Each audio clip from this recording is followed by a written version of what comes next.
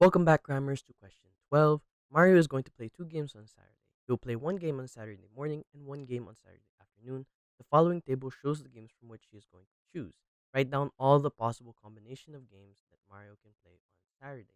So we can see here that bridge is simplified to B, chess is simplified to C, draughts is simplified to D, so on and so forth.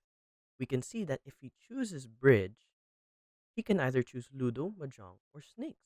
So we can write, he writes Bridge and Ludo, Bridge and Mahjong, Bridge and Snakes and Ladders.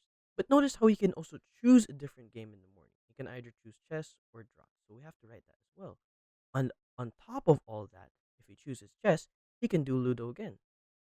Chess and Mahjong, chess and Snakes and Ladders. Again, he can play draughts with Ludo, draughts with Mahjong, draughts with Snakes and Ladders. Mario asked 100 students in his school to name their favorite card game. These results are shown in the two-way table below.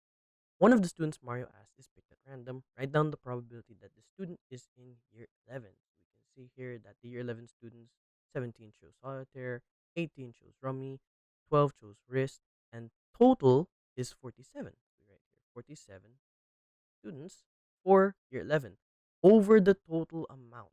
So there are 100 total students in the table that Mario asked. So we can write here 47 over 100.